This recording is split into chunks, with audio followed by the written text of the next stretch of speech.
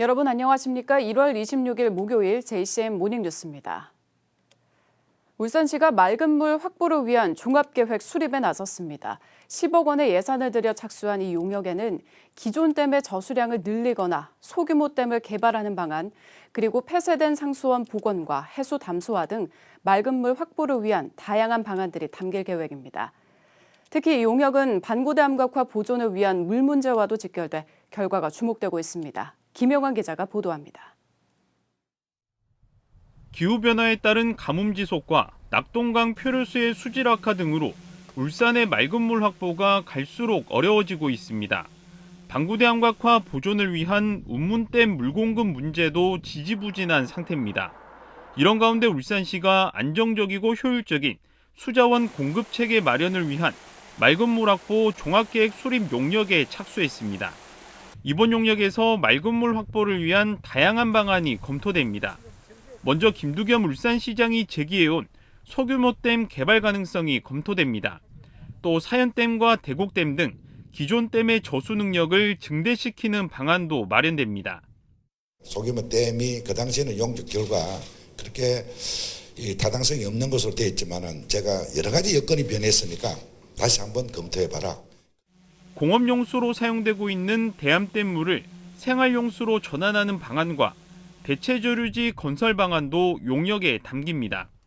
회하댐의 수위를 높이기 위해 수문 설치 등의 재개발이 검토되고 회하 하수 처리장의 방류수를 회하강 상류로 보낸 뒤 수자원으로 활용하는 방안도 논의됩니다.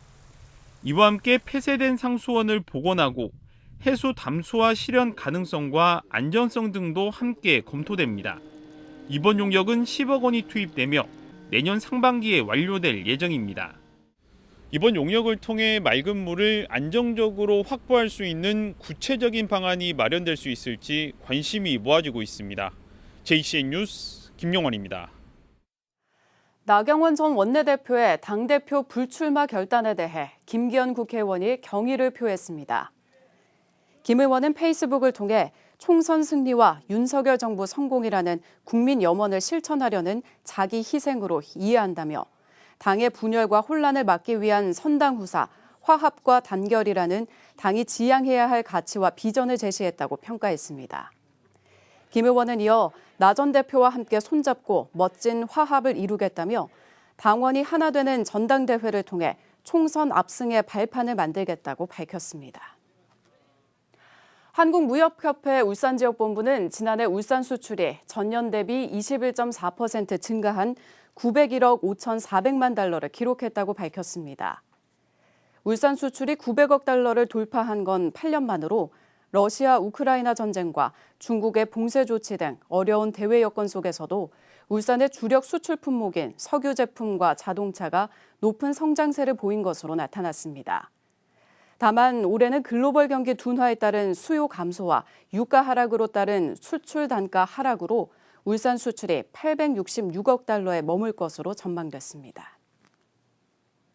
울산의 가계대출이 11개월 만에 증가세로 돌아섰습니다.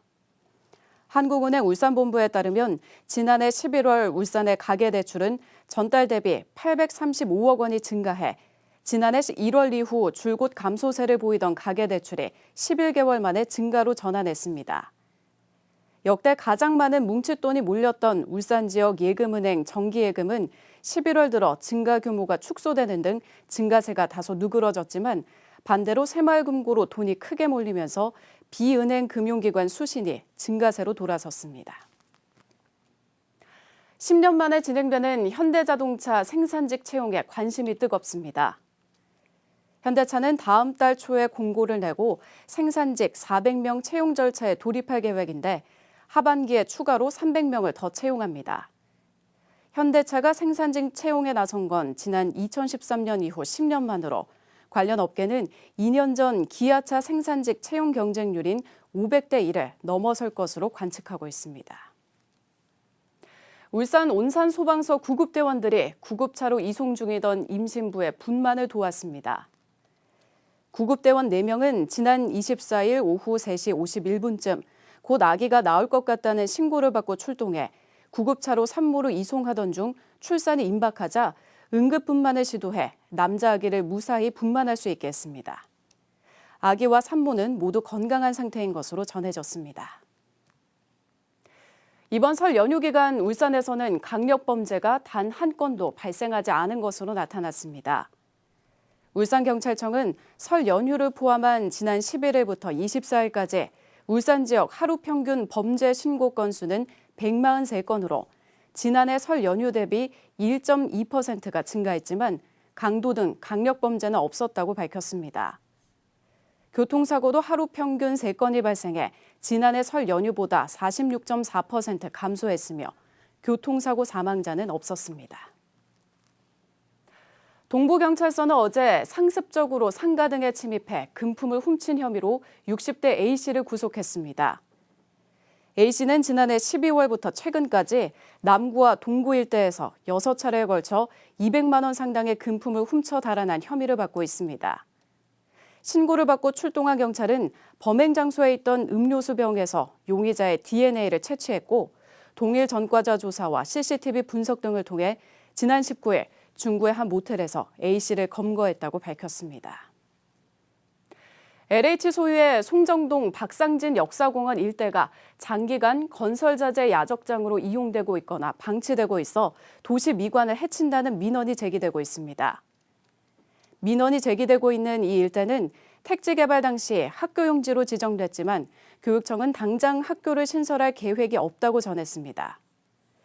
그러나 지역 발전 속도로 미뤄 이후 LH로부터 부지를 매입해 학교를 건설할 가능성이 높다고 밝혔습니다. 이에 대해 주민들은 해당 장소의 본래 사용 용도인 학교 건립이 당장 어려우면 매각을 통해 다른 시설을 조성해 정비해야 한다고 주장하고 있습니다. 울산에 11년 만에 기록적인 최강 한파가 찾아왔습니다. 연휴 뒤에 닥친 항파로 출근길 많이 힘드셨을 텐데요. 바람도 강하게 불면서 나무가 부러지고 건물 벽면이 떨어지는 등 사고도 잇따랐습니다. 보도에 김나래 기자입니다. 찬바람이 몰아닥친 연휴 뒤 출근길. 두툼한 외투에 목도리까지 둘렀지만 매서운 바람을 막기 어려웠습니다. 울산의 아침 최저 기온은 영하 13도. 울산에 11년 만에 찾아온 기록적인 한파입니다. 이틀간의 강추위가 이어지면서 강물도 얼어붙었습니다. 꽁꽁 얼어붙은 울산에 강풍으로 인한 피해도 발생했습니다. 남구의 한 요양병원 벽면이 떨어지고 곳곳에서 나무가 쓰러지는 사고도 잇따랐습니다. 일부 주민들은 수도 간 결빙으로 난방 보일러 가동이 중단되면서 추위에 떨어야 했습니다. 어제 저녁부터 얼어갖고 늦으면 안 나오고 탈물밖에 안 나와요. 올겨울 수도 계량기 동파 건수는 모두 22건. 울산시는 동파 사고가 이어질 것으로 보고 수도 계량기 긴급 복구반 운영을 계속해 나갈 예정입니다. 한파특보는 해제됐지만 영하권의 추위가 당분간 지속될 것으로 예보하고 있어 외출하기 전 항상 기상 상황부터 확인해야겠습니다. JCN 뉴스 김나래입니다. 중구청이 위기가구 신고 포상금 제도 시행 이후 처음으로 복지 위기가구를 발견해 신고한 주민 2명에게 포상금으로 각각 5만 원을 지급했습니다. 포상금을 받은 A씨는 혼자 살면서 우울증과 치매를 앓고 있는 직장 동료의 사정을 동행정복지센터에 알렸으며 B씨는 거동이 불편해 경제활동이 어려운 1인 가구를 동행정복지센터에 알려 필요한 지원을 받을 수 있도록 도왔습니다. 중구청은 해당 가구를 방문해 상담을 진행한 뒤 기초생활보장 수급자로 선정하고 맞춤형 복지 서비스 등을 지원했습니다. 울주소방서가 안전의식 확산을 위해 비상구 폐쇄 등의 불법행위 신고 포상제를 연중 운영합니다.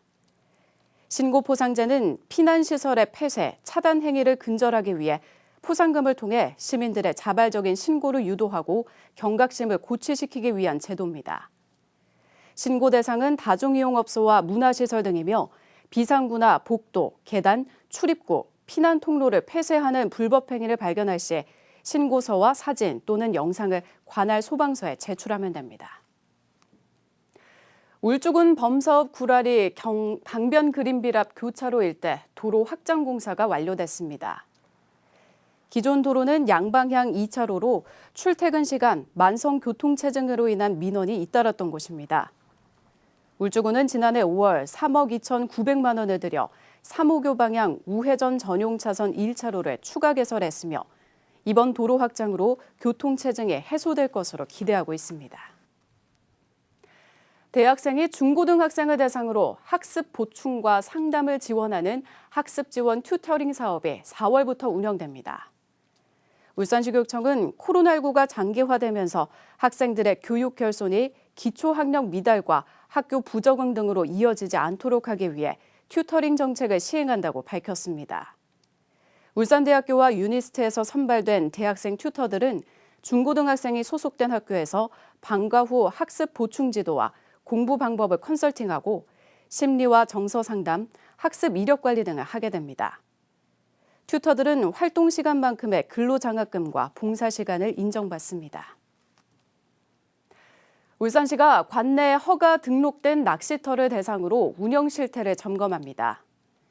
이번 점검은 허가 등록된 낚시터 9곳을 대상으로 어제부터 다음 달 8일까지 15일간 진행되며 보호장비와 안전, 편의시설, 보험공제 적정가입 여부 등이 점검 대상입니다. 울산시는 경미한 사항은 현장에서 즉시 시정하고 낚시터 업자 준수사항 위반 행위 등에 대해서는 관련 규정에 따라 행정 조치할 계획입니다. 지난해 울산의 아파트 입주권과 분양권 거래량이 역대 최저를 기록했습니다. 국토부에 따르면 지난해 울산의 아파트 입주권과 분양권 거래량은 513건으로 2007년 통계 작성 이래 최저치를 기록했습니다. 부동산 업계는 급격한 금리 인상과 집값 하락 우려 속에 전매 제한 규제로 분양권 등의 거래가 크게 줄어든 것으로 보고 있습니다. 울산시가 미착공, 미분양 공동주택 사업장을 대상으로 안전점검을 실시합니다.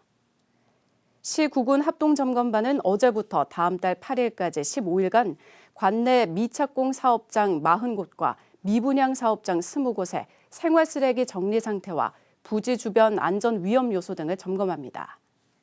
울산시는 경미한 사항은 현장에서 즉시 시정하고 안전 위해 요소 발견 시에는 사업 주체에게 안전 대책을 강구하도록 행정 조치할 계획입니다.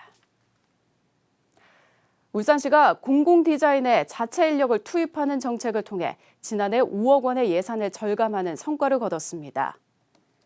울산시는 지난해 국내 최초 전기 추진 선박인 울산 태화호의 브랜드 디자인을 제작했고 포상시 수여하는 수장과 표창패 등 65건의 디자인을 개발하거나 지원해 관련 예산 5억 원을 절감했다고 밝혔습니다. 울산시는 디자인 용역업체에서 제출한 결과물을 진단하고 자체적으로 디자인 개발, 특별 전담 조직을 구성하는 등 2008년부터 디자인 행정 서비스 정책을 시행하고 있습니다. JCM 모닝뉴스를 마칩니다. 함께해 주신 여러분 고맙습니다.